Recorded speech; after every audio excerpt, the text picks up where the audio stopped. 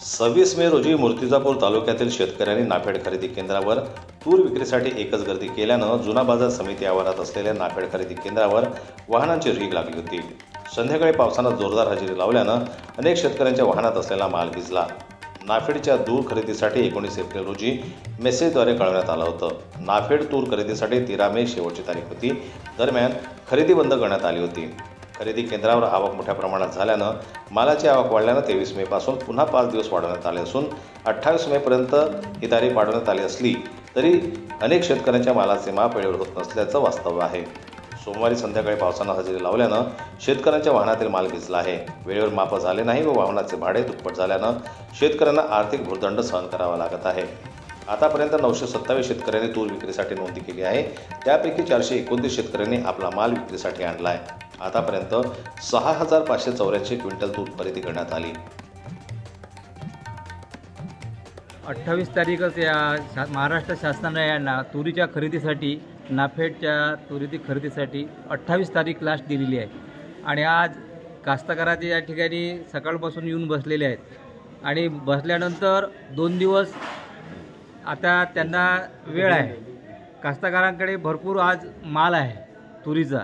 मार्केटचे जे भाव आहेत ते आज रोजी फार 68, 65, 66च्या दरम्यान आहेत आणि म्हणून पाऊस चालू आहे सारखा। संध्याकाळचे 6 वाजले माप राहिलं, आमचे माप राहिलं अजून। काय म्हणणं आहे तुमचं? आमचं म्हणणं आहे की अजूनही 1 तासाचा या इथली जी यंत्रणा आहे त्या यंत्रणेने आता 1 तास अजूनपर्यंत काम करून या आज जे कास्तकार या ठिकाणी माल आणलेला आहे त्यांचा मोजमाप करावं अशी मी आम्हाला या सर्वांना विनंती करावं असे। दरम्यान संध्याकाळी पाऊस आला तर माल ओला झाला का? मग त्याची गॅरंटी काय? आता सध्या म्हणून राहिलो की आता सगळं ओपन आहे आणि ओपनमध्ये जर माल ओला झाला तर उद्या कास्तकाराचाच पंचायत होईल किंवा कास्तकाराचा माल न्याव कुठं मग हा ओला झालेला माल आणि शासनाने खरेदी करणार नाही।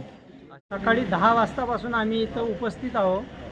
तर 10 वाजतापासून आमचा माल मोजतो करून आता 40-50 कट्टे राहिलेले आहेत। 6 वाजता यांनी बंद केलं, संध्याकाळचे 6 वाजलेले आहेत। तर तुम्ही विचार करा सर, गाडी भाडे आम्हाला हजाराचे 2-2 हजार रुपये मागून राहिले, मग आम्ही पैसे कुठून द्यायचे यांना? मार्केटचा आणि हा भाव आम्हाला सारखाच पडला तर मग आम्ही करायचं काय? यावर पर्याय नाही ना काही सर। वाहनं भाड्याने आणले, वाहनं भाड्यानं आणले, सकाळपासून वाहनावाले आमच्यापासून डबल पैसे घेत आहेत। त्यात इथं ॲडजस्टमेंट करावं लागते। तर मग आता कास्तकारांना काय करायचं?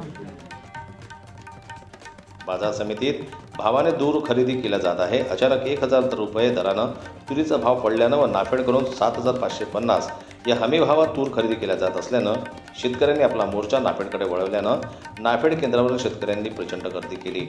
या नाफेड खरेदी केंद्रांवर शेतकऱ्यांच्या मालाची खरेदी व काटा वेळेवर होत नसल्याच्या तक्रारी शेतकऱ्यांनी केल्या आहेत। याबाबत अधिक माहिती जाणून घेण्याचा प्रयत्न केला असता आम्ही संध्याकाळी 7 वाजेपर्यंत शेतकऱ्याच्या मालाचा काटा केला। हिशोब जोडणे, शेतकऱ्यांच्या प्रत्येक पोत्याला QR कोड लावणे या नवीन प्रणालीमुळे थोडा वेळ लागत आहे। त्यातही वारंवार वीज पुरवठा खंडित झाल्यानं पोती शिवायला अडचण येत होती। पावसाळी वातावरण असल्यानं शेतकऱ्यांनी आपला माल भिजणार नाही अशा सोयीने माल विक्रीसाठी येण्याच्या सूचना दिल्या होत्या असे संस्थेचे व्यवस्थापक धीरज मुळे यांनी सांगितलं आहे। संजय उमग, जन्मत न्यूज, अकोला।